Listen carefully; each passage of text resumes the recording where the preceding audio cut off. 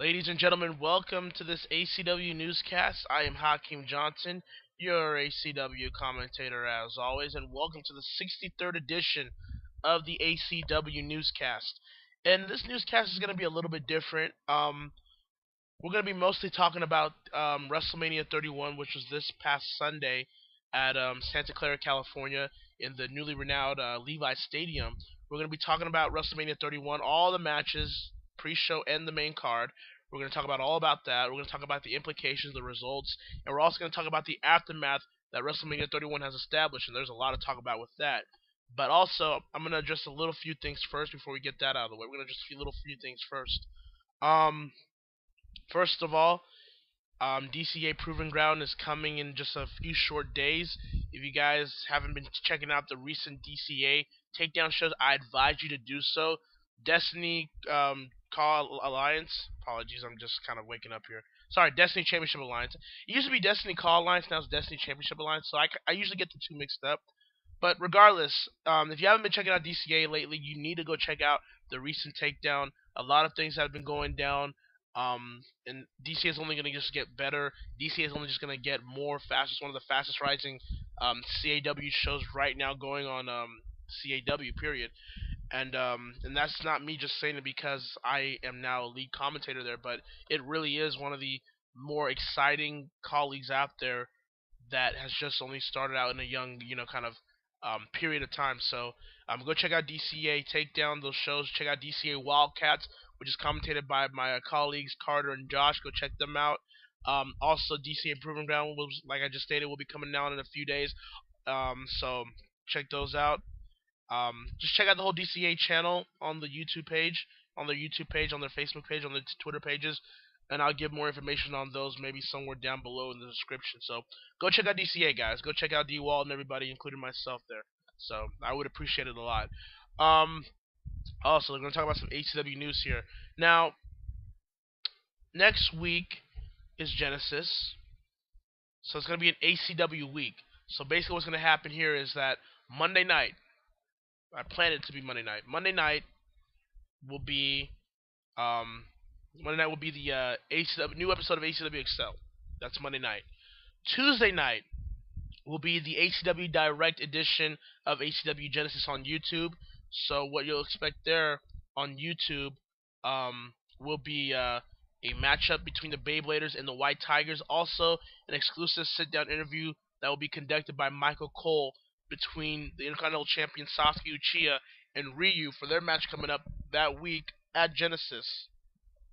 So that'll be this Tuesday, the ACW Direct. And then Thursday will be a new episode of ACW Impulse, the final Impulse, obviously, before Genesis. Friday will be the Genesis event itself, a 2-hour mega event. It'll be on VO and on the ACW website. And I'm still trying to figure out ways how I can make the mega events kind of be gelling better and smoothing out better. So I'll hopefully find solutions to that as time goes. So there you go with that. So Friday night will be ACW Genesis 2-hour mega event. Which will be headlined obviously by Naruto Uzumaki versus Trunks for the Impulse Championship, their first ever meeting in ACW. And then hopefully maybe around that weekend, maybe Saturday or Sunday, I'll just do another ACW newscast. So it's gonna be an ACW week. ACW Excel on Monday, ACW Direct on Tuesday, ACW Impulse on Thursday, ACW Genesis on Friday, and then Saturday or Sunday will be an ACW newscast episode. So there you guys go. A lot of ACW quality program for you guys all throughout starting this Monday night. So there you go with that. Now, let's get to the thing at hand. Let's get to WrestleMania 31. Now, I was supposed to really do this last week, or at least the day after WrestleMania 31, but other things kind of came up, and so I didn't have the opportunity to do it. But I'm glad that I have the opportunity to do it now because a lot of things have happened, really. A lot of opinions have been pretty much been coming out about WrestleMania 31, and I have my opinions on it as well. Here's what I'll say about WrestleMania 31. First of all, though, the road to WrestleMania 31 sucked. I think we can all agree with that. I think we can, for the most part, with us fans, can agree to that point that the road to WrestleMania 31 was god awful. It was, in my opinion, the most awful. It was the worst road to WrestleMania that I have ever witnessed in my entire life as a wrestling fan. Because I really literally gave no shits about this card. The only thing I really cared about from WrestleMania 31 leading to that show was seeing Sting's first WrestleMania appearance and match. And because I grew up with Sting in a way. So I was kind of, looking forward to that. But other than that, that was pretty much the only redeeming quality factor of me heading into WrestleMania 31. So keep that in mind. So I went to a viewing party with some of my friends, and I watched WrestleMania 31 at a bar. Needless to say, it was very hype. So, I mean, it was in Santa Clara, California. So there's no way that no bar in California didn't have WrestleMania 31 on their TV screen. So I went to a bar with my friends for a viewing party, and it was crazy. Um, Shenanigans pursued, I guess, if you want to talk about it like that. But yeah. So watching it with friends, and not watching it by yourself, or not having to watch it with the smart cap on. Watching it with your friends, you you get a different sense of opinion with that show than you normally would if you were by yourself. Like, you enjoy the show in a way. You enjoy the show more with a couple of friends more than you do watching it by yourself. So um, here, so I'm gonna go match by match. I'm gonna go match by match, hopefully by order if I can remember it clearly. I'm gonna go match by match. I'll give you my opinions, the results, whatever have you. So let's get started. We're gonna start with the pre-show. Now, I only caught the end of it. I only caught really the end of this whole match. It was the Usos taking on the tag team champions Tyson Kidd and Cesaro, taking on Los Matadores, Ole, and New Day, which sucks. And I'll get more into that during the aftermath. But yeah, so those are your four teams. From what I saw, it looked like a good tag team title match. But what I'm hearing from a lot of people about this match is that it was a very, very great match between all four teams. Like, they really put 100% into their um, match. It felt like, in a way that they said also, it felt like a way that they were kind of peeved off that their match was moved to the pre-show and not into the main card, which I can understand and agree with. So they were going to try to steal the show and get everyone hyped up for WrestleMania 31, which I thought, from what I saw, it did. So Cesaro and Kidd retain. That was probably the right call, because you already went down the well with the Usos as tag champions. Didn't really do a whole lot. The New Day sucks, and no one's buying it. And Los Matadores are pretty much just the tag team that just does the job for other tag teams. So Cesaro and Kidd, they were the right choice to retain the titles there. So I have no problem with that decision. I have no problem with that result. So then now we get to the Andre the Giant Memorial Battle Royal.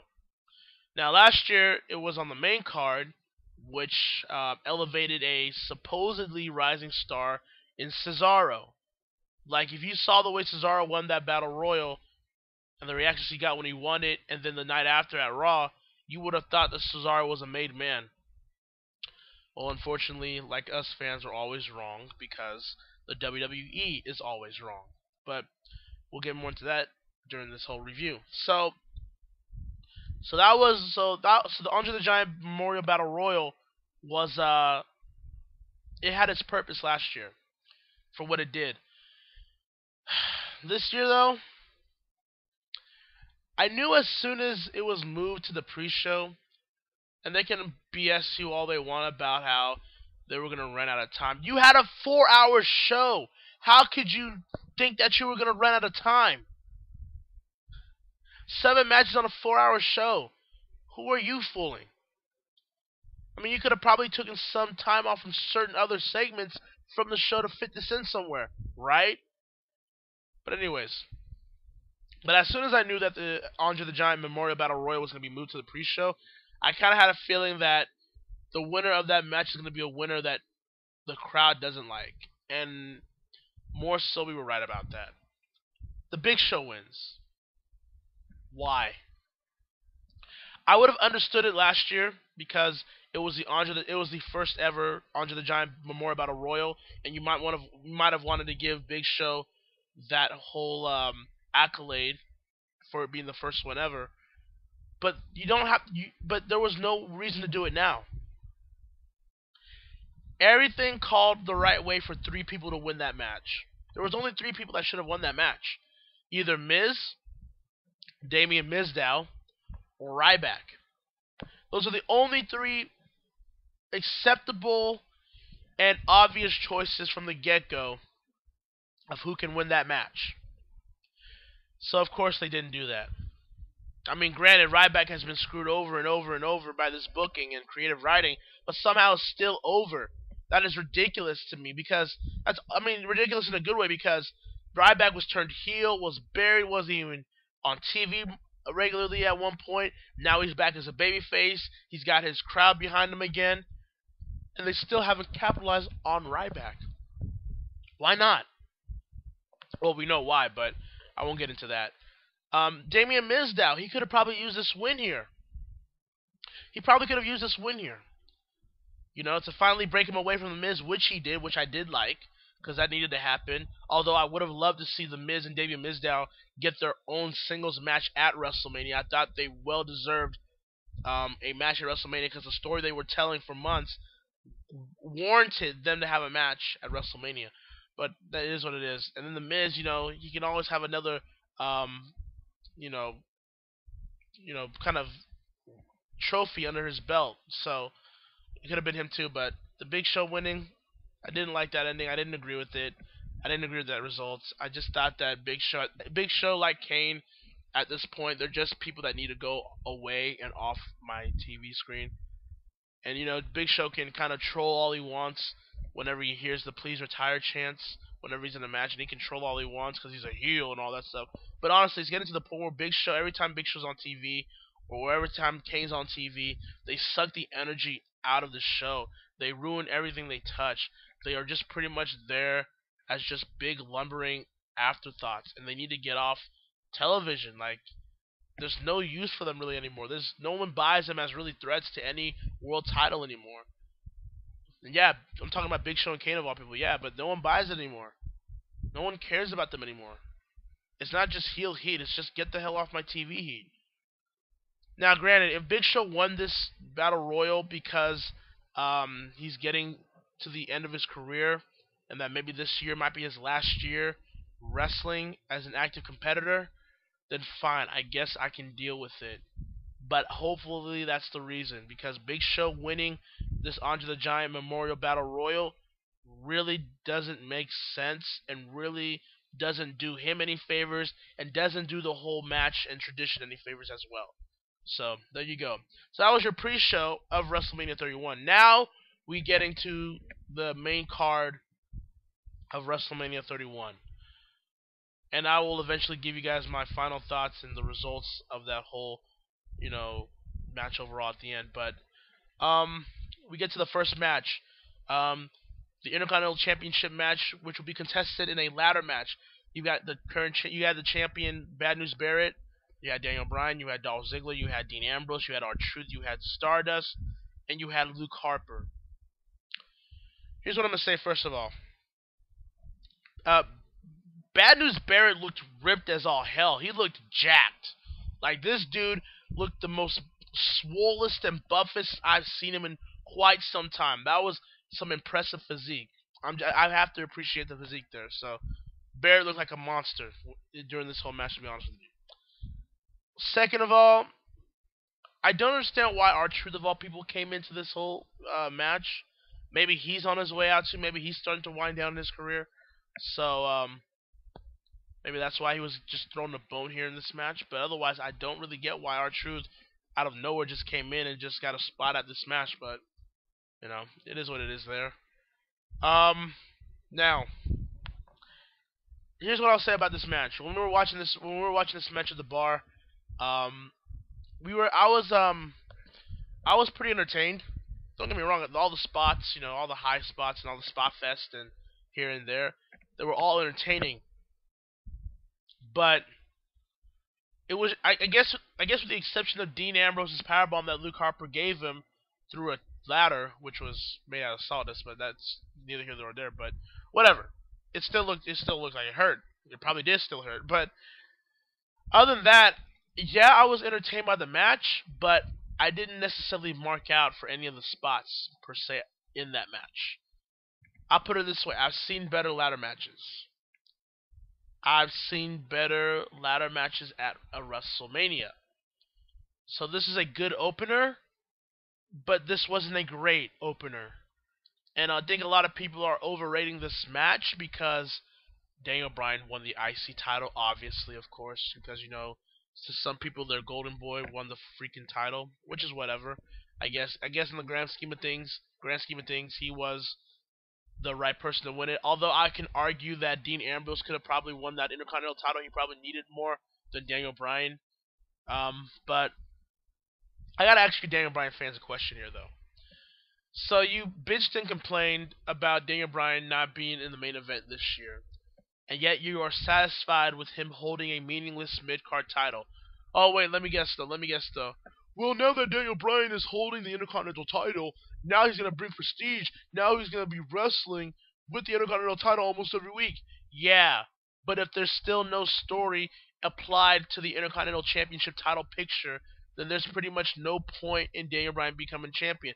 The only reason why Daniel Bryan is the Intercontinental Champion was to throw you people a bone to shut you up. That's exactly why they let Daniel Bryan win that match. Because honestly, again, I can argue that Dean Ambrose needed that win more than Daniel Bryan. Daniel Bryan didn't necessarily need that win. All it did was really make him a Grand Slam champion, if that. But other than that, he didn't really need this win. I honestly think Daniel Bryan fans are becoming insufferable this year. Last year, I got it. Last year, I understood why they were pissed. Because they had every right to be. Because the WWE didn't get it until they were forced into a corner where they had no choice but to have Daniel Bryan win the WWE World Heavyweight Championship. I understand that. This year was ridiculous. Daniel Bryan had no business winning the Royal Rumble. Honestly, Daniel Bryan had no business being in the Rumble. How can you sabotage Roman Reigns by bringing in the biggest fan favorite in the company today and make people want him to win it?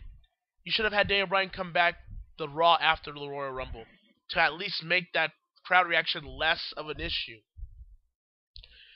And then you had Roman Reigns face Daniel Bryan at Fastlane, and it's like to the point where people don't want to see Brock Lesnar with the title. They want to see Roman Reigns and Daniel Bryan maybe at a WrestleMania for the title, which I probably would have agreed with. But yeah, so Daniel Bryan wins the Intercontinental title.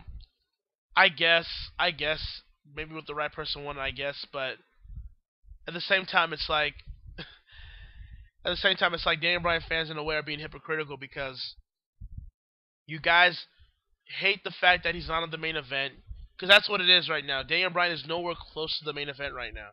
He's nowhere near it right now. He's nowhere near a main eventer right now at this point. So Daniel Bryan can people can bitch about Daniel Bryan not being a part of the main event, but yet they are confined and they are accepting of Daniel Bryan opening the show and winning a meaningless mid-card title, which you don't have any guarantee is going to create a story for Daniel Bryan anyways. I don't give a damn if Sheamus is back. For all you know, Sheamus can win the title back at Extreme Rules with this new gimmick and this new whole outlook he has now. Sheamus can win that title back. Sheamus is a golden boy for the WWE, so don't discredit the fact that Daniel Bryan can lose that title this month. Did you think of that? So just because Daniel Bryan is the Intercontinental Champion doesn't mean that the Intercontinental Championship is going to be brought back with prestige and all that crap. Because we've been there, done that. Remember when Daniel Bryan was the United States Champion? What did that really do? Not a damn thing. Yeah, because I know Daniel Bryan, it was a different Daniel Bryan back then. But honestly, that's how they've been booking these mid-card titles for years now. They're inconsequential. Quite honestly, I think Rusev was one of the best mid-card champions that this company has had in a long, long time. And I'm talking about when Randy Orton was Intercontinental Champion himself. That's how long it's been. So we'll see. We'll see where it goes. But judging by from Raw and SmackDown this week, I am not too confident that Daniel Bryan's going to be the Intercontinental Champion that we need necessarily. Just going to put it out there. So there you have it there with that. The next matchup was Randy Orton versus Seth Rollins. I loved the video package heading into this match because it did remind you that the fact that Orton was once billed as the feature of the WWE back to his Evolution days, and that he was winning all these titles, tag team titles, Intercontinental title, Royal Rumble winner, World Heavyweight Champion, WWE Champion, WWE World Heavyweight Champion.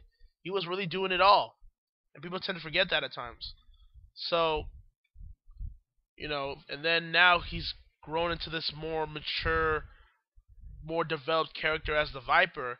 Now you've got another person being proclaimed as the future of the WWE in Seth Rollins. And here's what I'll say about Seth Rollins. I think people are overrating his heel persona. I mean, it's good. Don't get me wrong. Seth Rollins as a heel is really good. But I'm hearing comparisons that he's like Edge in 2006. Let me remind you, Edge in 2006, when he first started out as a heel, when he was really starting to get traction as a heel, and eventually became WWE Champion, was untouchable.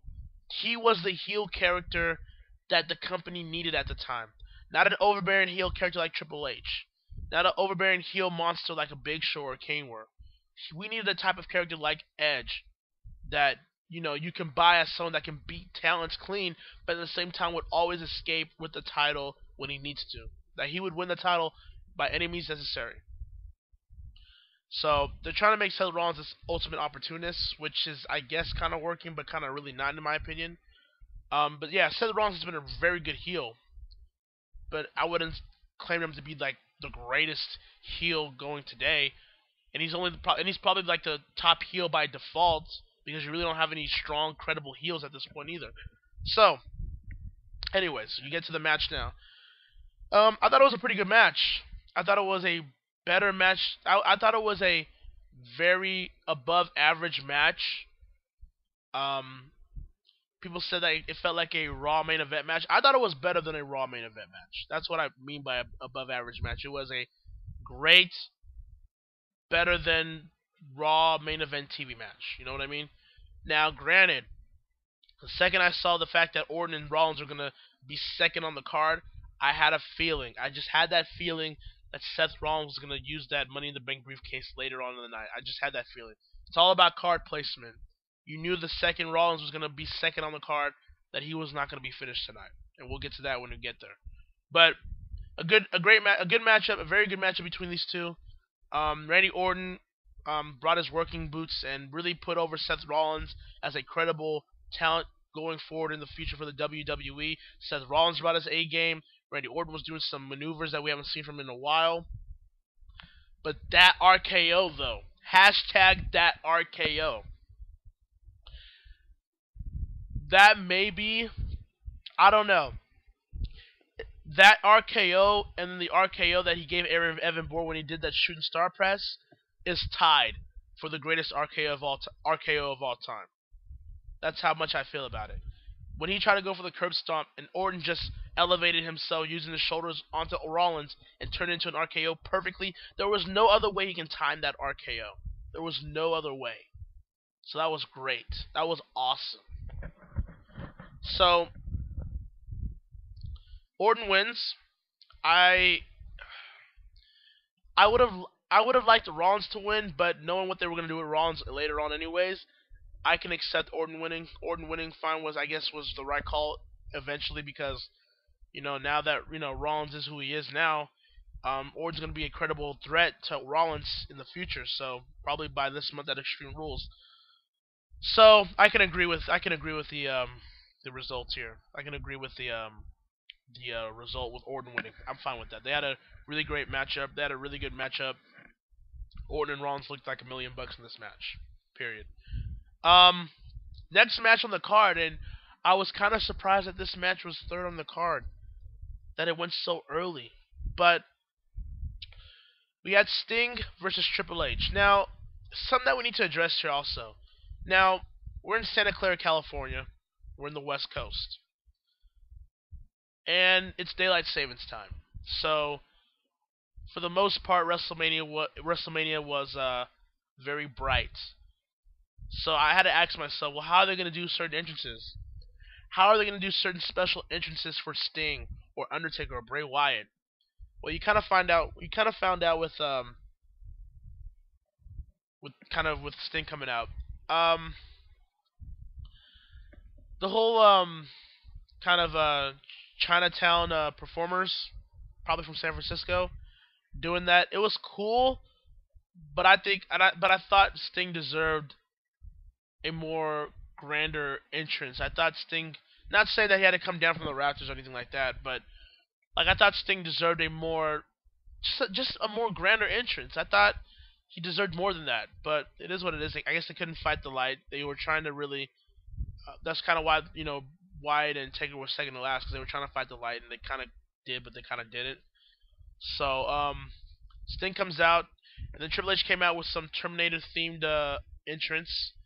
I personally liked it. I liked Arnold doing the whole "I'll be back" thing, I guess, and they were easily trying to. I guess they were trying to promote Terminator Genesis, Terminator Genesis coming out in a few weeks, which I don't know if I'm gonna see because the Terminator series hasn't really been appealing to me since Terminator 2. So who knows? I don't know. Maybe if I'm bored, but anyways, Triple H came out to that entrance. I like the entrance. Probably one of his better entrances in a WrestleMania. In my opinion, I liked it better than last year's. So that's my opinion. Um. So yeah, we get to the match. The match started off slow as expected. I like the fact that Sting and Triple H kind of try to tell the story here. Sting and Hunter, they try to tell a story during the match here that Triple H was just being methodical, trying to break down a broken down Sting, and he was getting a little bit cocky, thinking that he had this in the bag, but Sting kept fighting, Sting kept getting up, Sting kept on going at it with Triple H. So I like the story that was told there. Sting came out and Sting put on a great performance. Sting really did. He deserved every single "You Still Got a Chance," even though he was in TNA like last year, I think. But you know, he deserved it. And I was afraid of Sting's appearance here. I was afraid of Sting's performance here because, if you were watching TNA when Sting was there for the last few months he was there, you can clearly tell that Sting was half-assing. You can clearly tell that Sting was starting to show his age. You can tell that Sting really wasn't in the best shape of his career. I mean, he was wearing a T-shirt for goodness sake, during matches now. So I was kind of worried to see if Sting was going to kind of flop here at WrestleMania. But at the same time, I realized that, well, it's going to be Sting's first ever WWE match. It's going to be at a WrestleMania. There's no way in hell Sting's not going to prepare, and he came with his A game that night. So they told a really good story here. And then here's where all the nostalgia started coming in. Then you started hearing the DX music. You had Billy Gunn, Road Dogg, and X-Pac come out for D-Generation X trying to help Triple H win. But it didn't stop there. Then you had the NWO, Hulk Hogan, Scott Hall, and Kevin Nash, who was the Hall of Famer this year, all come out to help Sting. Now, the cynical wrestling fan in me was kind of calling bullshit here because the NWO, of all people, is helping Sting, of all people. So we're pretty much disregarding 1996 through 1998 as nothing in WCW, apparently. So that was kind of a bullshit flag raised. But other than that, it was great nostalgia seeing NWO and DX fight when we have never seen that in a WWE program. And then I was wondering though. Well, let's see. Triple H is being held by X-Pac, Road Dogg, and Billy Gunn. Well, where's Shawn Michaels? And as soon as I said that, Shawn Michaels' sweet chin music Sting, and that should have been it. But Triple H went for the cover and Sting kicked out. And then the match still kept going with more of the nostalgia acts going at it at ringside. Triple H used the sledgehammer when Sting went for the Stinger Splash. And Triple H went for the cover and actually beat Sting. I don't care what intricate White Knight defending kind of reply you're going to give here. You're not going to convince me otherwise. There is no way. Triple H had no business defeating Sting here. None at all. Because I know what's going to happen. I know what's going to happen here. Well, Triple H has been losing WrestleManias lately, so why can't he get this win? It's still Triple H! Triple H's spot has been cemented within the WWE forever. He's going to be the guy that's going to take over the company in a few years. What are you talking about? Triple H needed this win. Triple H didn't need this win. A win or a loss here in this match would not have hurt Sting. Would not have hurt Triple H whatsoever. At all. Triple H didn't need this win. Judging by the story that was told in the lead up to this match, there was no way Triple H had to win. The Authority has been running roughshod for almost like 2 or 3 years now. And Sting was trying to come out here to stop them. He was the one that was supposed to stop them. What that told me is that Sting in the WWE was all hype. And that might not be the case. That might not be the case. But that's what it told me. It told me that Sting's legacy in WCW really doesn't matter to the WWE. And let's be honest why Triple H won this match. For some goddamn reason. For some damn reason. Vince McMahon cannot let go of the fact that he defeated WCW 14 freaking years ago. You won, stupid. You won the war. Why do you continue to bury a legacy, a legitimate legacy in WCW? Yeah, we make the jokes all we want about the last 2 years of that company really sucking, because it did suck. But that should not discredit or should overshadow all the good that WCW had in its lineage, even going back to NWA, even going back to Jim Crockett Promotions. There is no way you can tell me that WCW was nothing more than a second-tier company. Because let's be honest, Vince, had WCW not become a colossal fuck-up of its own during those final years, it probably had every legitimate reason of finally putting you people out of business. And that's exactly why Vince did what he did. Yeah, the nostalgia was cool between NWO and DX, but in the grand scheme of things, it was turned into a war between WCW and the WWE. And once you figure out the fact that it was WWE versus WCW, well, there was only one option. There was only one result that had to turn out to be, right? Oh my goodness. How can this man not let go of something that he won? You beat Ted Turner. You beat WCW. You own their library. You own their merchandise. You own their name. You own all their licensing. You earn all their trademarks. How can you still have a grudge towards WCW? And to an extent, to a lesser extent, let's be honest, Sting was the rogue loner. And yes, I know I use that for Sasuke Uchiha, but this applies to Sting as well. He was the rogue loner after WCW closed. Sting, for years, avoided trying to go to the WWE, did not want to go to the WWE, fought tooth and nail not to be working for Vince McMahon, had the pleasure to say that he was the only cast-off from WCW that never worked for Vince McMahon. Of course he enjoys saying that. And that's why Vince did what he did. To make Sting regret the fact that, well, now that you work for the WWE, you're going to do things my way. Huh, so you're not going to work for the WWE after all these years, huh? Well, you can lose your first match to my son-in-law. How ridiculous is that? That makes no sense whatsoever. And now that I think about it, with this match ending the way it ended, they completely messed up the whole feud there as well. What should have happened was that Sting should have made his appearances, but should have never, ever talked. Sting should have never said a word during this build-up. Let Triple H, and to a lesser extent Vince McMahon, be the ones to speak to carry the feud. Then you head to WrestleMania. Triple H is just beating the shit out of Sting, but Sting kept fighting. Sting keeps on fighting. Sting kept on fighting until Sting eventually pulls out the upset victory. Sting pulls off the victory. Then Triple H extends his hand to Sting for Sting to accept. That's what it should have happened. But no. This is all about Triple H. This is all about Vince McMahon. This is all about the WWE and their ego, thinking that they are better than WCW. I mean, they are. I mean, they won, right? So they won. So we already know they're better. But for you guys to still hold this grudge 14 years later is astounding, and it says a lot about the company and the people involved than the people who lost.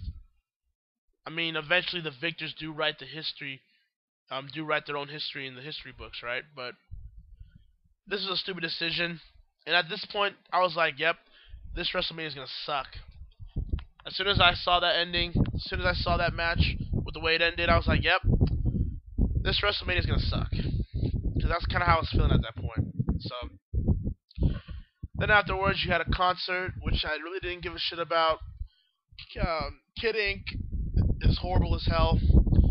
I've always got to listen to his songs when I don't have my iPod, so I have to listen to it on the radio when I have nothing else to listen to, or when my brothers are listening to it. So I already know he's horrible. He's like a low-rent Tyga, if that's possible. So he sucks. Then we get to the Divas match, probably as a way to try to calm down people that were kind of furious that Sting won.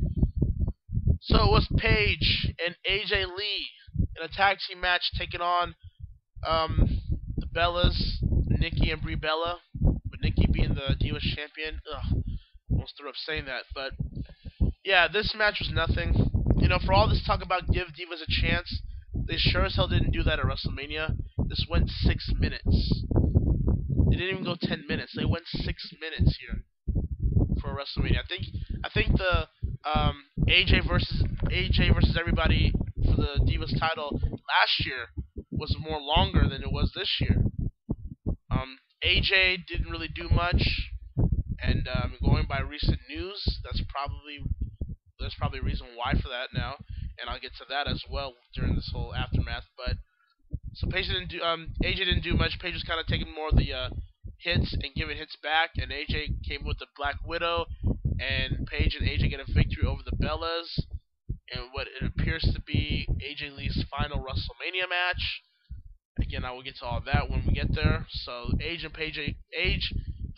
said AJ and Paige win over the Bellas. There you go. All right, back in the game here. All right.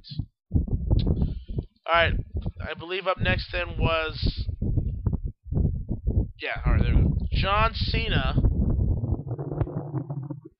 versus Rusev for the United States Championship. Now, I gotta say this, Rusev's entrance is 5 stars.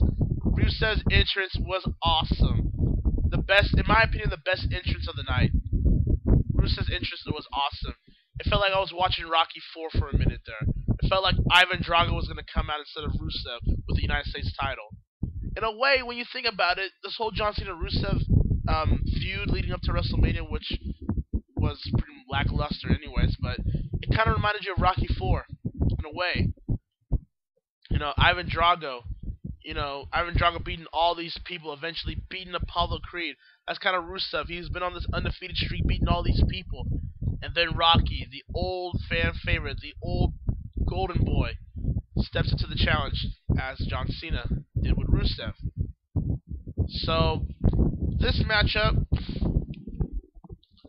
I thought this matchup was a bit better than their Fastlane match. Gotta say this though, with John Cena, here's the deal. Here's my problem with John Cena sometimes. I'm not one of those people that say that John Cena is a horrible worker or he's a bad wrestler, because he's not.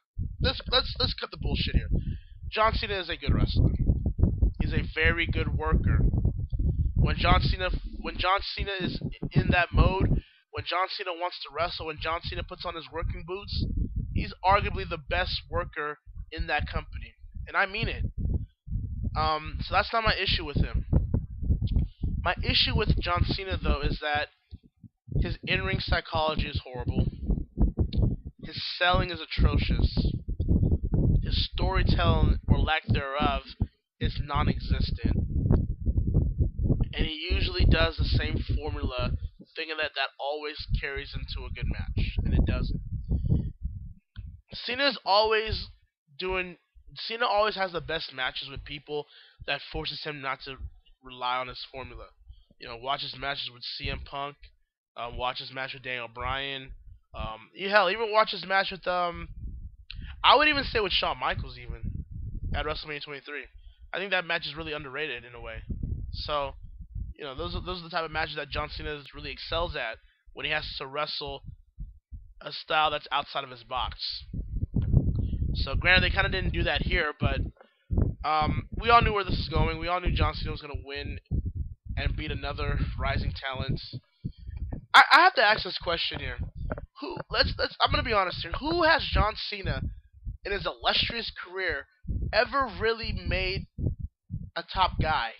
Who has John Cena really ever put over? Don't say CM Punk and Daniel Bryan, because CM Punk and Daniel Bryan had existing fan bases before they even came to the WWE. So they don't really count.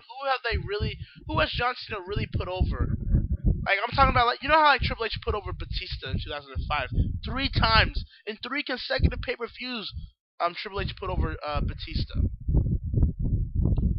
Or like Mick Foley, the way he put over Randy Orton like $1 million in 2004.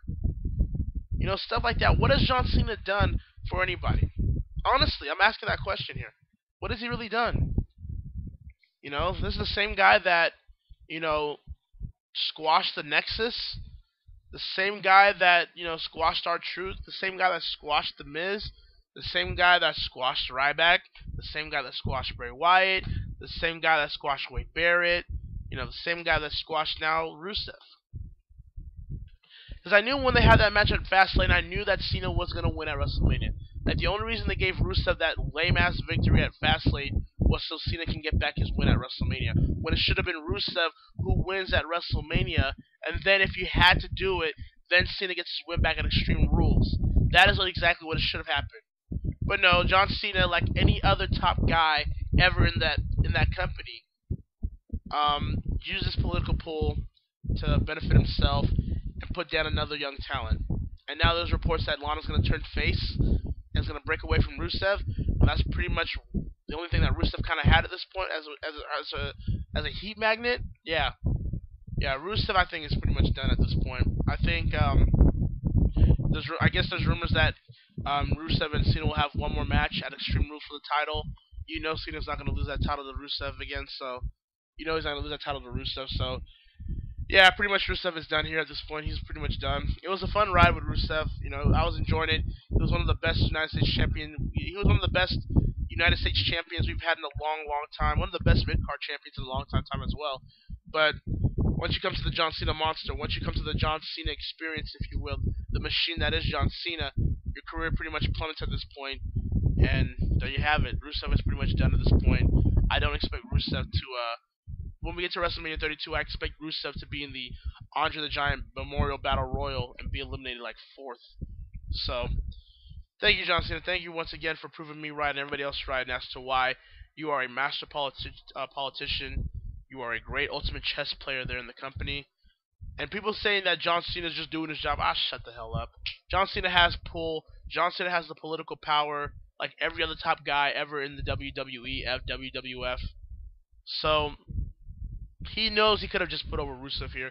He knows he had the political pull to just have Rusev go over here. He just didn't want to do it because John Cena, is no different than anybody else. He doesn't see the WWE as a whole to succeed. He just wants John Cena to succeed. So whatever. John Cena wins the title, and it is what it is at that point. Then you had the long ass segment, if you will, with Triple H and Stephanie announcing that they broke the new attendance record for Levi Stadium. And then, Triple H and Stephanie kind of go along while putting themselves over because we just had to have an authority promo at a WrestleMania because we don't get enough of those on Raw anyways, but whatever. And then all of a sudden The Rock comes out, which was kind of a nice surprise. I thought The Rock was still in New York because he was doing Saturday Night Live that weekend, which I didn't watch, but I just thought he was going to be in New York still. But he came out, and it was a good surprise. He was over, as always. It took the crowd like 5 minutes to stop chanting for The Rock, so it was pretty awesome. The Rock was on his A game here, as always. Triple H, and it looked like Triple H and The Rock were building a future potential WrestleMania match, possibly at WrestleMania 32, which is what I'm kind of thinking of. I don't know. What would that benefit? What would that benefit other than just to make more draw and more money? Which I guess that's the point. I guess so I'm kind of answering my own question, but Honestly, other than that, what's the point of The Rock and Triple H facing in 2016? Just throwing it out there. So Stephanie kind of slaps The Rock after The Rock insults her. Stephanie kicks out The Rock, but The Rock kind of goes to the ringside, and all of a sudden The Rock kind of enlists the UFC Women's Champion Ronda Rousey to help him, and Ronda Rousey was over here with the crowd. I'll tell you that much. So she gets in the ring. You obviously know where this is going. This is pretty much more of a Sports Center moment, so that this segment could be played over and over at Sports Center and other sports outlets. So that's pretty much all it was. Ronda Rousey, though, I would have liked for Ronda Rousey to just kind of knock out Stephanie like Tyson did Michaels and at WrestleMania 14 after the match. But we didn't get that. We kind of got just Rousey just holding the arm of Stephanie, just so the cameras can just kind of position that as a Sports Center moment and take pictures of it. So what I'm hearing is that Ronda Rousey might actually be at WrestleMania 32 in a match with The Rock against Triple H and Stephanie, which would be awesome, which would be pretty cool. I don't know if Dana White will allow that. I don't know if Dana White will allow Ronda Rousey to do so much action there at WrestleMania WWE. And honestly, we gotta address this issue too. Why is the WWE trying to put over the UFC so much? You saw it so much with Brock Lesnar's WWE World Heavyweight Championship title reign, and now they're doing it here with Ronda Rousey. So you can't even build up your mid-card champions well. You can't even build up your tag team champions well, who pre-showed, the card, by the way. You can't even build up your Divas champion. As much as I might disagree with Nikki Bella being Divas champion, you can't even build her up as a credible champion. She couldn't even defend her title tonight. She was in a tag team match. But you can put over the UFC Women's Champion in Ronda Rousey. You can put over the UFC over your own company. Doesn't anyone have a problem with that? You're putting the UFC over the WWE when it's the UFC that is directly affecting your audience and has been stealing your audiences for a decade and a half now. But you're still putting over your competition. That makes no absolute sense to me.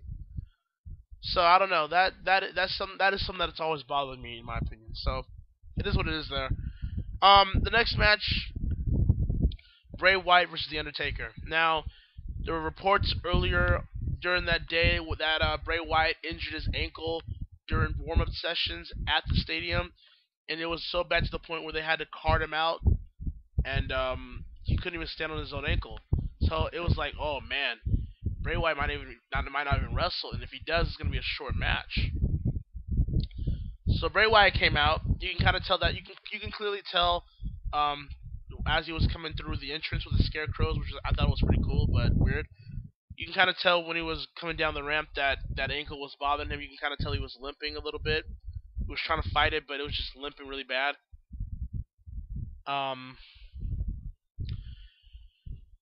The WWE tried to fight the light. They tried to fight the light, the daylight savings light, and it just kind of didn't work here. I thought Bray Wyatt's entrance was cool in a way, but at the same time pretty tame. I thought his entrance last year was way better, in my opinion. That's just me. And then, of course, you had the gong, and then you had The Undertaker come out. Now, this was like the weirdest Undertaker WrestleMania entrance of all time to me, because again, the light was still out, so it wasn't even dark enough to do this kind of entrance, and it felt tame. Like, for all the entrances you've seen from The Undertaker before, this WrestleMania entrance kind of fell flat to me. I mean, it's great to see The Undertaker back. It's great to see that he's in better shape than last year. Oh my goodness, last year he was looking old and frail, and his age is really making him look bad against Brock Lesnar. But this year, at WrestleMania 31, he looked more buffer. He looked more bigger. He looked like a little bit more younger. And then his performance at WrestleMania, he looked in my opinion. People can kind of disagree with it, but in my opinion, he looked like he can go another 5 years doing this. I was really impressed with The Undertaker's performance here, and how it was a vast difference from last year. So Taker was really impressive here to me. Although you can kind of see that he's still showing his age here and there. But at the same time, he was tons more better than he was last year. And I know that's not saying much really, but just to see the Undertaker still kind of feel feel like he still has it in a way, it kind of makes me a little happy. Um, so Taker wins. It was a decent match. I won't say it was a great match. We all knew Taker wasn't gonna win. We all knew Taker was winning. There was no way Taker was gonna lose 2 straight WrestleManias. That wasn't gonna happen. And it just pisses me off because now looking back at in retrospect, Brock Lesnar should have never broken that streak because it hasn't really done anything. It hasn't really. The only thing it really did, the only person that benefited from that streak breaking was Paul Heyman, because then he had a point to bring that up every single time in his promo. But other than that, it didn't even really benefit Brock Lesnar because Brock Lesnar didn't even show up so much as the WWE World Heavyweight Champion to really justify that happening. So, I mean, that him breaking the streak was stupid. Now looking back into it, and I think I think that's something the WWE will regret for years to come. But Taker wins. That's fine. You have to build up Taker for next year because, in my opinion, if you guys saw the WrestleMania 32 teaser during the show, it showed the Undertaker very, very strongly, which indicates to me that the Undertaker is going to have his retirement match. He's going to have his final match in Dallas, Texas, his home state, if you will. He's going to retire in Texas next year at WrestleMania 32. Now, I would like for Sting to be that opponent. You have them both here. You might as well do the dream match, which I will also get into with the aftermath of WrestleMania. And yeah, this video is going to go long, but I don't care because I kind of want to speak about a lot of things. But yeah, so you had to have Taker win this match here because if you're going to have him retired next year, which is possible, you had to have him win here. Bray Wyatt really hasn't really mean much ever since last year when Cena ironically stopped his push like he did with Rusev here tonight. I mean, this night.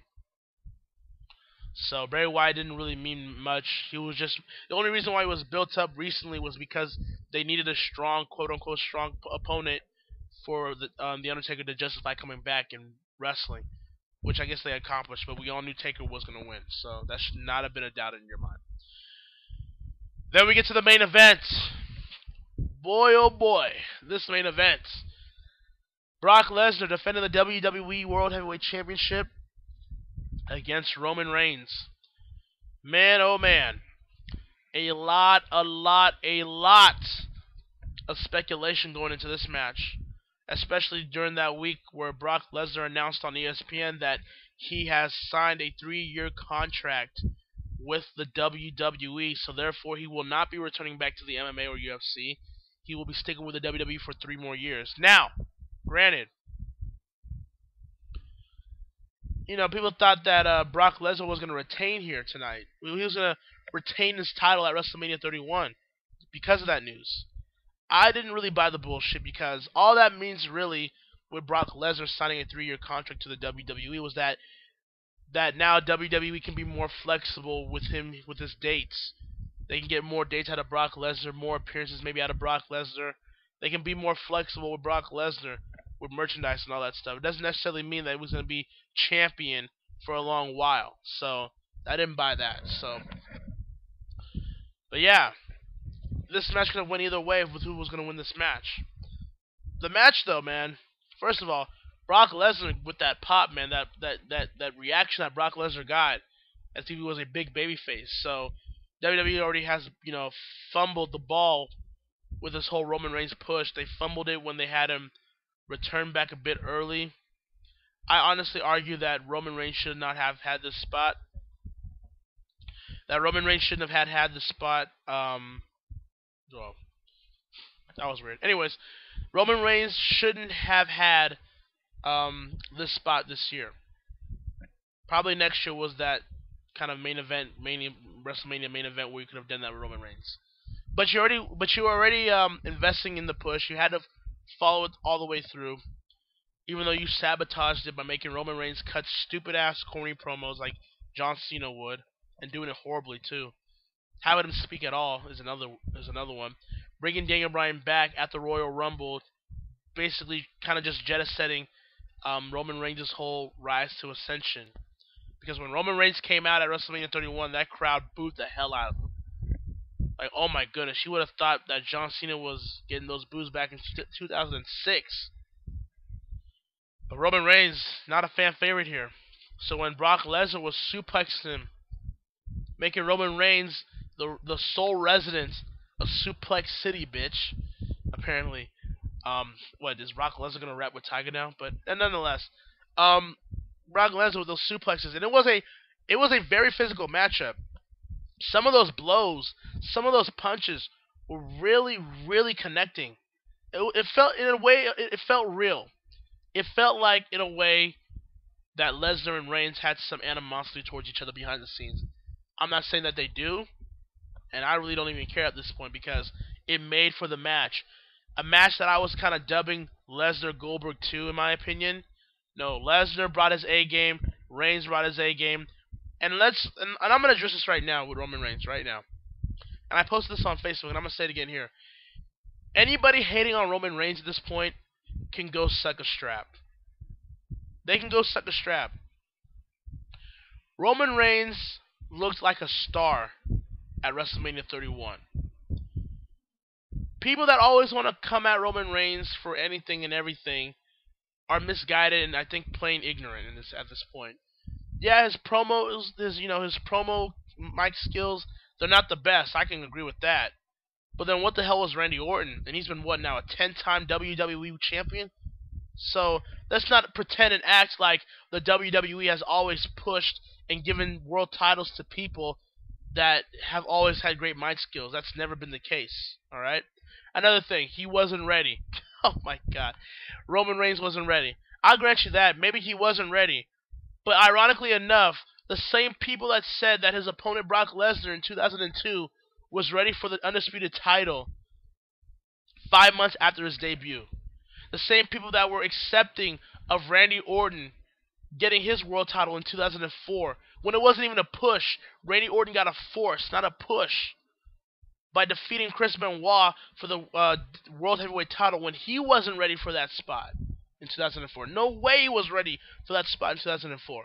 The same people that were excited that Sheamus was the world champion in 2009, 2010, when Sheamus himself wasn't ready for that type of spot because he defeated John Cena to get that title.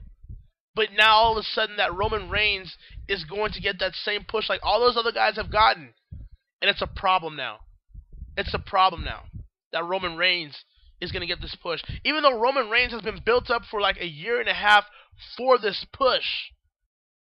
As soon as the Shield broke up last year, the night after WrestleMania 30, as soon as the Shield turned face, everyone should have known Roman Reigns was not only going to win the Royal Rumble next year in 2015, was not only going to main event WrestleMania 31, but possibly win the WWE World Heavyweight title on that night as well. Everyone should have seen this coming. Everyone should have prepared for Roman Reigns to be that guy next year. So everyone bitching about it now are stupid. What do you really have against him? Oh, he's a terrible worker. Fuck off. Roman Reigns may not be the best worker in the company. He may not even be the best worker within the Shield group. But that doesn't mean he's no slouch. That doesn't mean he doesn't give us 100%. Roman Reigns is for real. He's a good wrestler, man. Tired of all these people that say Roman Reigns isn't a good wrestler.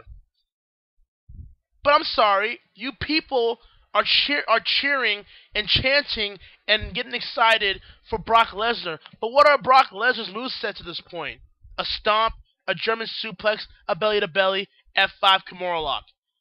I mean, you give that same shit with the 5 moves of doing with John Cena, but yet I heard nothing with Brock Lesnar with his current run here in the WWE in terms of wrestling. So Roman Reigns is a bad wrestler for some reason, but then Brock Lesnar isn't? Get the hell out of here, man.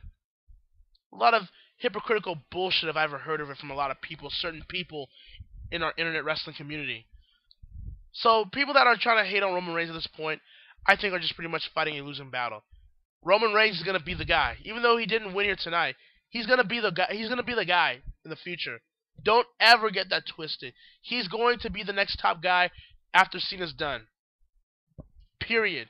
Learn to deal with it. I'm sorry, that's really the way it is. The WWE sees a lot in Roman Reigns. He's got the look, he's got the physique, he's got the lineage, he's got the PR in him, he's got the appeal to both sides of the aisle. He's going to be that guy. So you might as well learn to accept it. So I thought Roman Reigns did good here. I think Roman Reigns has really outperformed in a lot of his matches lately this year. So all those people hate are just hating at this point. But anyways, Brock Lesnar and Roman Reigns had a fairly good match. It didn't really go long. You kind of knew it wasn't going to go long. Probably because of the whole Ronda Rousey segment that kind of went too long. Or maybe that concert probably needed to be scrapped, period, to give this more time. Whatever. But Roman Reigns and Brock Lesnar had a pretty good matchup. It was hard-hitting, smash-mouth, physical. I liked it. It was the kind of main event that this pay-per-view needed.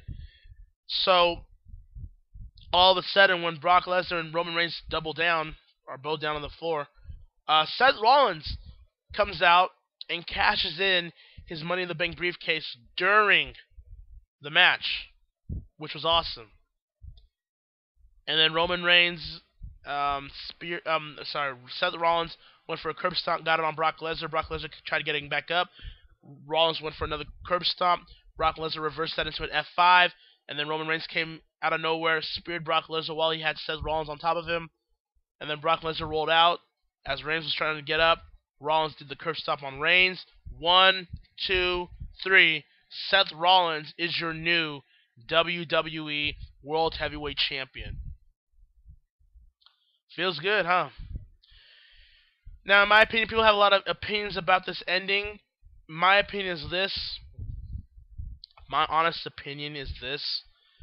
They had no other choice. They had no other options. In a way, the WWE booked themselves into a corner like they did last year.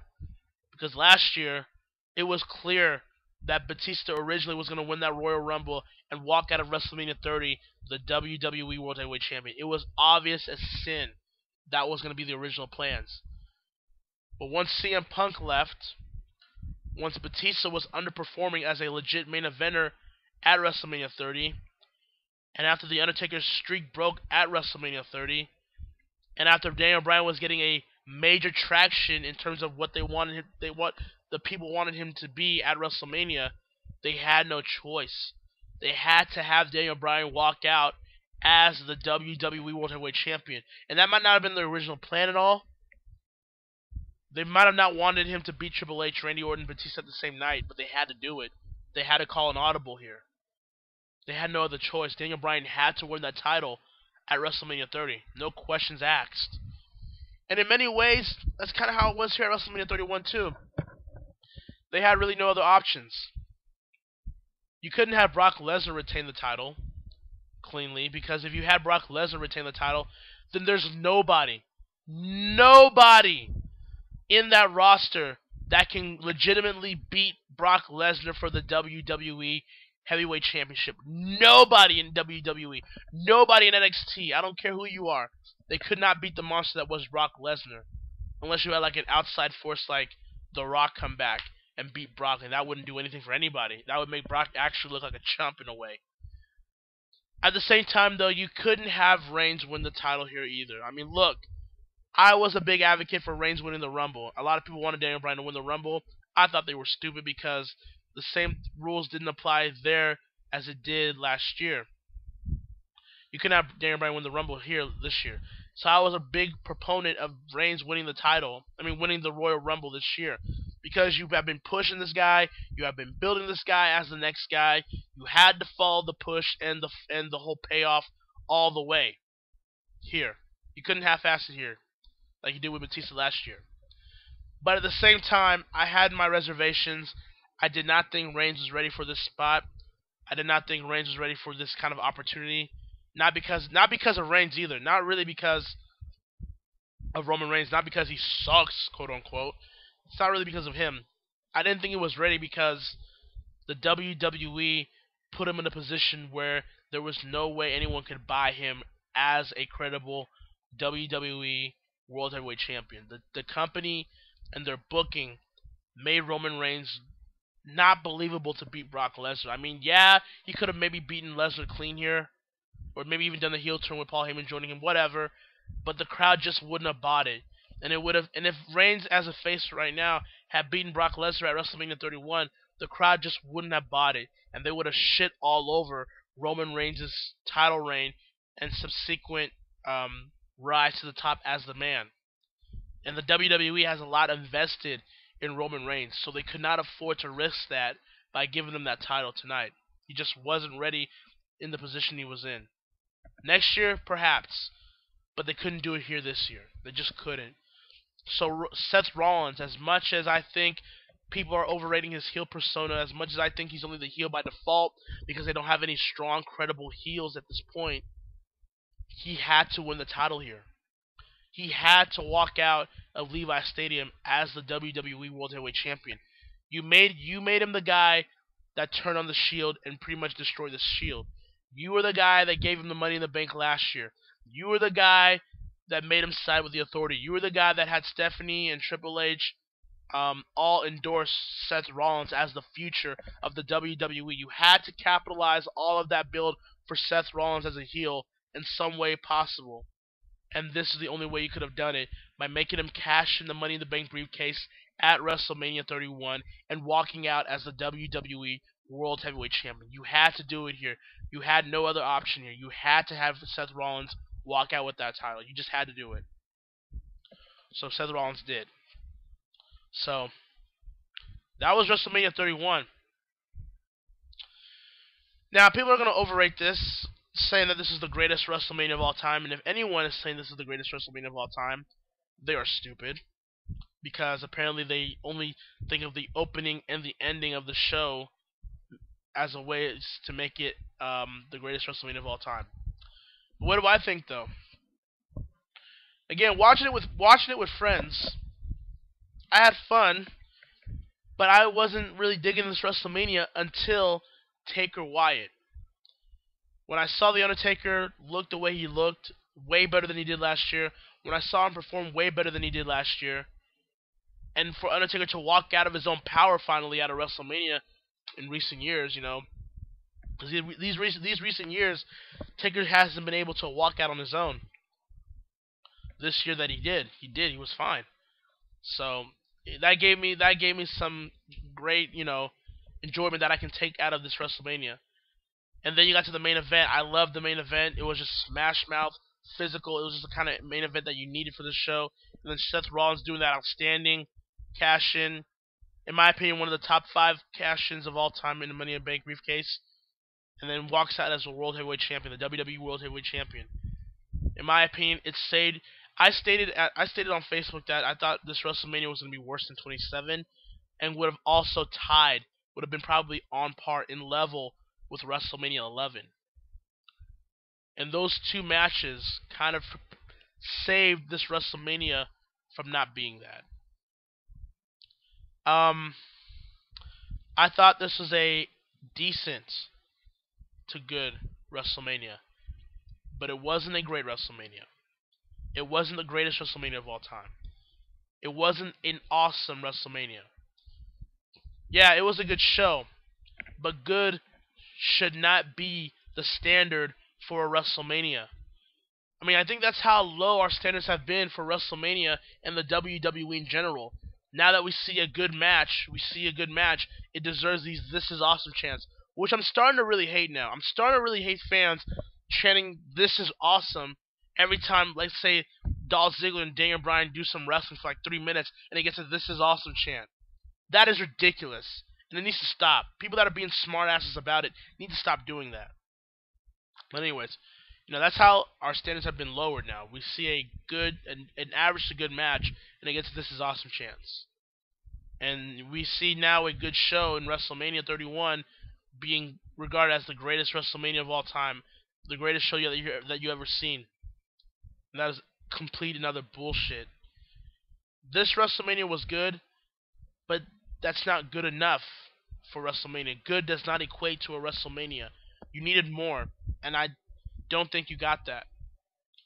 I think people that are saying this is going to be a memorable WrestleMania are only saying that because Seth Rollins cashed in and won the title. Sting made his first ever WrestleMania appearance, and Ronda Rousey. That's about it. Oh yeah, maybe Daniel Bryan winning the Intercontinental title. But all that said, that still does not equate to a top 5 WrestleMania, which this is not. I would even argue this is not even really a top 10 WrestleMania. This was a middle of the pack WrestleMania. It gave you enough moments and matches to make you think it was a great WrestleMania, to make you seem it was a great WrestleMania, but ultimately, it wasn't. It just wasn't. And I think once you start to see WrestleMania 31 age, it's not going to age that well. Because who's to say, yeah, Seth Rollins won the title here, but what is his future going to hold from now on? Will the WWE even follow up well with Seth Rollins as champion? Daniel Bryan and John Cena, they won mid-card titles this night.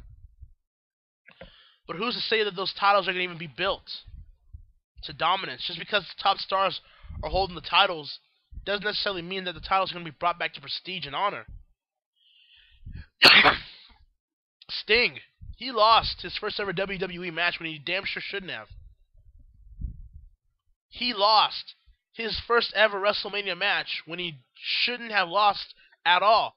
If you're going to build up Sting and Taker next year for Taker's retirement match at 32, Sting had no business losing this match, and he did. And then you had some of these matches that you could have saw at Raw. The Divas match in particular.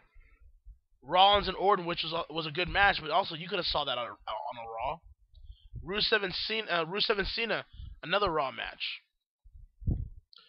The Ronda Rousey segment. Yeah, it was awesome. It was cool. But who's to say that Ronda Rousey is going to even be at WrestleMania 32 for a match? Because if not, then what was the point of the segment other than to get a Sports Center mention? And again, it's the WWE putting over the UFC over their own company. So in a way, it was counterproductive. When you really dissect this WrestleMania 31, folks, when you really dissect this WrestleMania 31 show, you have to be honest with yourself and not be a mark. We're all marks, but to be a fanboy of the WWE, to put away your fanboyisms of the WWE for a second and just look at the show face value. It only gave you bells and whistles, but it was not a WrestleMania show, if you will. It was a great pay-per-view, but it wasn't a great WrestleMania. It just wasn't. You know, people are starting to overrate this WrestleMania. I'm seeing people in the wrestling media, wrestling fans, people inside the business that are just all overrating this WrestleMania as something grand and great and spectacular, and it wasn't. It just wasn't. Now, granted, it was better than WrestleMania 30, because WrestleMania 30 also is overrated in its own way, because only people that said that it was good is because Daniel Bryan won the WWE World Heavyweight title. That's it. That's really it. That's the only reason why people thought WrestleMania 30 was great. Now you look back at that show, and the way it's aged now, not so much. And that's exactly the same kind of way I feel about WrestleMania 31. We'll look back in a year from now of this show, and we'll think to ourselves, it was good, but it wasn't anything really special. It really wasn't. Nothing really outstanding. There was really nothing outstanding from the show, really. I guess except Seth Rollins cashing in the WWE World Heavyweight title, but it's all going to be about the follow-up after that fact. And if Seth Rollins, say, loses the title to Reigns or Cena in about 3 months, then that cash-in really loses its value. The cash-in will lose its value because they did nothing with that title reign. And you can kind of see it now. Seth Rollins now, I know, is this ultimate opportunist, but you're the WWE World Heavyweight Champion now. You've got tons of great talent. You can beat people clean. That curb stomp is legit. So they're going to make him a chicken shit heel, which I don't agree with, but that's just the way the WWE books heels nowadays. So yeah, my opinion on WrestleMania 31, it was a good show. It was a good WrestleMania. Average to good WrestleMania, middle of the pack WrestleMania, but I'm not going to sit here and call it the greatest WrestleMania of all time. I'm not going to call it a great WrestleMania, spectacular WrestleMania, an awesome WrestleMania, because it wasn't. I'm not going to sugarcoat anything about this WrestleMania just because it'll make you feel happy. That's not what I'm in the business here for to do. So, yeah, that's what I think about WrestleMania 31. It was a good show. It wasn't the greatest WrestleMania of all time. Not a top 5 WrestleMania. I can even argue it's not really even a top 10. You could probably argue it's a top 10, but that's really stretching it. So, those are my thoughts on WrestleMania 31, pretty much. Now, a lot of things that have happened afterwards from it. A lot of things have happened afterwards with it. So Brock Lesnar has been suspended. If you watched Raw, Brock Lesnar went berserk, took out Michael Cole. Thank you. Took out a cameraman, just took out everybody possible. Stephanie suspended Brock, so Brock's pretty much going to be out of WWE programming until maybe SummerSlam. I probably assume SummerSlam is when he'll probably come back. So yeah, there you go with that. But then you kind of made a face out of Brock Lesnar here. So now that you don't have him now, what do? Momentum's kind of gone there. Sting losing at WrestleMania 31 was stupid, and you can kind of see it at Raw because they didn't even have Sting come out during Raw. They had to do it after Raw on the WWE Network for $9.99. They couldn't even have Sting come out during the show on Raw on the USA Network. They had to do it on the WWE Network after Raw, which I have to be honest with you, it was pretty cool because when Sting was talking about how he doesn't know what the future holds, it was a loud, huge Undertaker chant. The crowd made a huge, loud Undertaker chant when Sting was talking about, I don't know what the future holds for him in the WWE. They have to do that match. If Taker's going to retire at 32 at his home state in Texas, they have no choice but to do Taker versus Sting. Because I'll tell you this right now, if they market it to the fact that it's going to be Taker's last match, that he's going to retire at 32 at Cowboy Stadium, that he's going to go into the Hall of Fame the night before, because you know Taker deserves to go into the Hall of Fame while still being active. He deserves that. And that his opponent's going to be Sting, that will sell out the entire venue, in my opinion. I think that will sell out the venue. Because I think people underestimate Taker's performance at a WrestleMania and his overall kind of tenure in the company. So they have to do that match. Who else can Taker really face at 32? That wouldn't be a big deal. You can't do Taker Cena now. The streak is already broken. The streak's over. You can't do Taker Cena now. It doesn't mean much anymore. So, what, you're going to do Taker and Reigns? People aren't going to buy Reigns as a threat. And you'll just continue to sabotage Roman Reigns' rise to the top. So it has to be Sting. So hopefully that's the match that they kind of go with. There was no Triple H, no Rock, no Ronda Rousey. Probably didn't expect Rousey and Rock to be there. Kind of expected Triple H to be there too, but whatever. It was pretty much Stephanie there.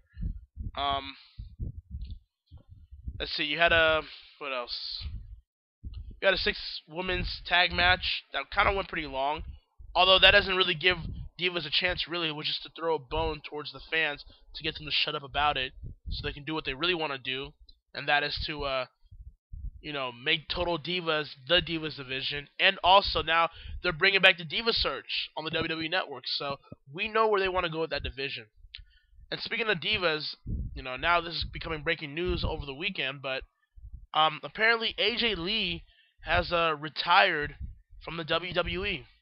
I made that rhyme, I know, but yeah, that came out of nowhere, but I wasn't shocked. Anyone that's been following me on Facebook lately, for a while, kind of knows where I was talking about how AJ's gonna retire this year. I knew AJ was gonna be leaving the company this year. You just can kind of tell because before she came back just a few weeks ago, before her break, you can tell that AJ was going through the motions. You can tell that AJ wasn't giving the performance that she usually does. You can tell with her matches and her promos and her segments that AJ just didn't care anymore. AJ just didn't give a shit about the company or what she was being given from the company. She just really didn't care.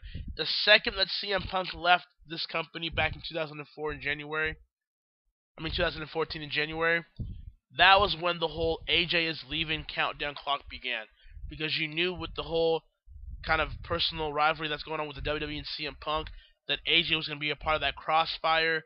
It was just only a matter of time until AJ was going to leave as well. You just had that feeling. You just knew it was only a matter of time. So I wasn't surprised, but it just kind of still came out of nowhere. Now, why she left, we don't know. There were reports that CM Punk kind of got in her ear, which I kind of really don't buy, because otherwise AJ would have left a long time ago. She probably would have left during this break, so I don't really buy that per se. I'm hearing reports that she probably was pregnant. She's probably expecting a baby, but then that doesn't really make sense either, because then she wouldn't have been in active competition from WrestleMania and Raw. So I don't buy that either. Um, she probably just wants to. She probably just. She probably thinks that she's done everything in the WWE at this point. She's already made her career in the span of 4 years within the company, so she has nothing left to prove. She has nothing left to really do anymore. So she probably feels like she can just retire with the money she's saved rather well, and just probably start a family with CM Punk and leave it at that. So you know, kudos to AJ. I was never the biggest AJ fan. I don't even think AJ really fits the whole mold of what a diva should be in the WWE. She's not a Lita, she's not a Trish, she's not a Mickey, she's not an Ivory, she's not a China. So I didn't think she was that mold of a diva. But then again, I say the same thing about the Bellas. I don't think the Bellas are a mold of a diva either. They can call themselves total divas all they want. That doesn't mean that they personify what a diva should be. So AJ has left, and it makes sense now. The whole WrestleMania week, why she did that. AJ pretty much was passing the proverbial torch as a centerpiece of the division to Paige. It makes sense now why AJ wanted Paige to team up with her leading up to WrestleMania and Raw. It makes sense now, because now Paige by default now is now the centerpiece, well, should be the centerpiece of the Divas division. So it makes sense now. Paige, or even Naomi. I think Naomi even deserves the. I think Naomi even deserves the centerpiece more than Paige, in my opinion. But either one of them, I'm fine with. Better than the Bellas, better than Eva Marie, better than really anybody they're gonna dig up from the Diva search. So there's that. Yeah. So hopefully AJ enjoys a good life. She's had a pretty remarkable career for herself in the span of 4 years.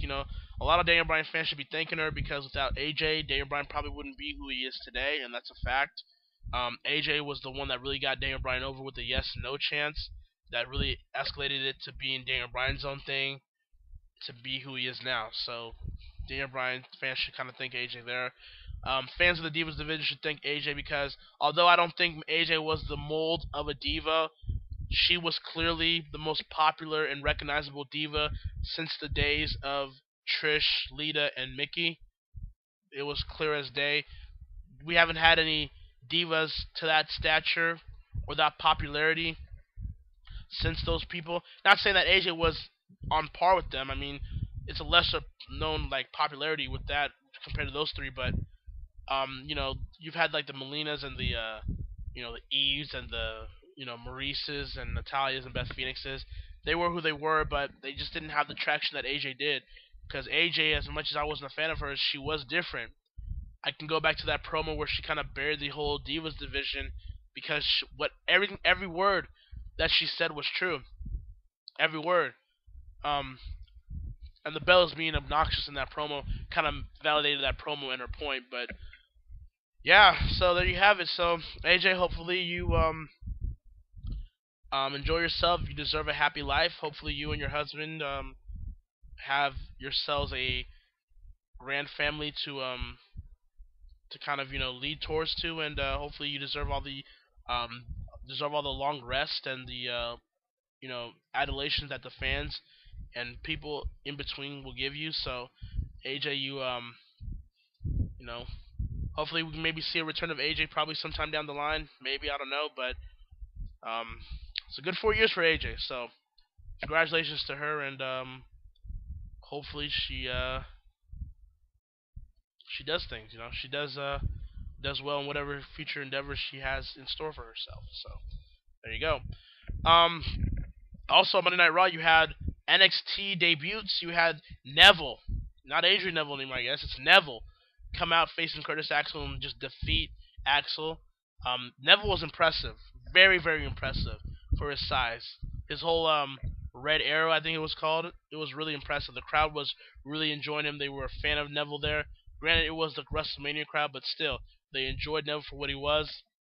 Um, the question is, though, what are they going to do with Neville? You know, I'm kind of afraid because the track record when it comes to NXT talents coming to the WWE main roster has been kind of bad. I mean, see Adam Rose, see Fandango, see the Ascension now. Yuck, see them now. So it's not a good track record for them. But hopefully Neville can kind of break the mold here. Speaking of which, though, speaking of tag teams, though, the Lucha Dragons also made their debut here on Raw after WrestleMania. It was the Ascension and Cesaro and Kid, the tag team champions, taking on New Day, Sucks, and the Lucha Dragons, Kalisto and Sin Cara. First of all, the New Day sucks. They suck. Their gimmick sucks.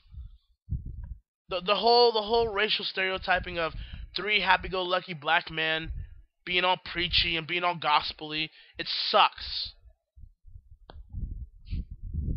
And now I'm hearing that there's going to be rumors of a heel turn. Thank God. Thank God. They need something at this point. Because them being faces right now with the gimmicks they have, it sucks. It's horrible. Hopefully that heel turn comes very sooner rather than later. I'm not even really saying that they need a new nation at this point. They just need them to do something different. But yeah, the whole story here was the Lucha Dragons. They were very impressive, including, especially Kalisto. The Lucha Dragons, Lucha. Those guys are going to be future tag team champions. Hopefully they can do something with them. I think the Lucha Dragons and the Usos can really do some work here, along with Tyson Kidd and Cesaro. The tag team division so far is looking pretty strong in the WWE. The strongest it has looked for a while.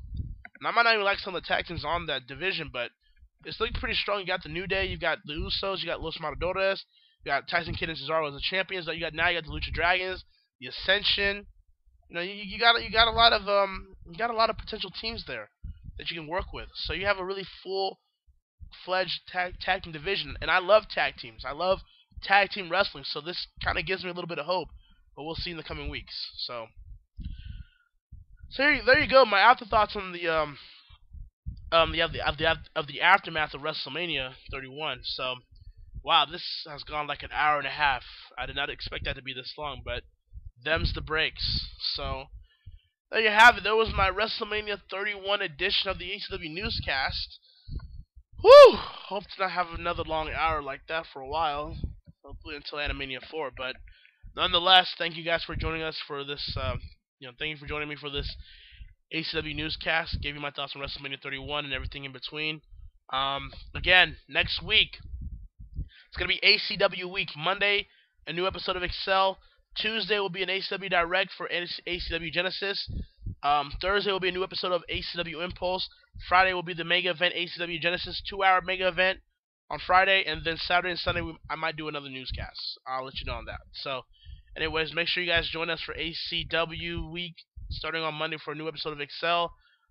Go check out DCA. Go check out their Facebook, their Twitter. Follow them on Twitter. Follow them on Facebook. Subscribe to them on YouTube. One of the hottest leagues out there right now. Go check them out.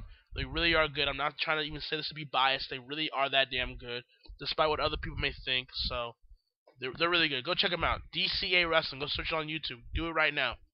Other than that, thank you for joining me for this newscast. I will see you guys hopefully next week for another newscast, maybe. I don't know. But until then, stay cool. Stay cool. See you guys next week.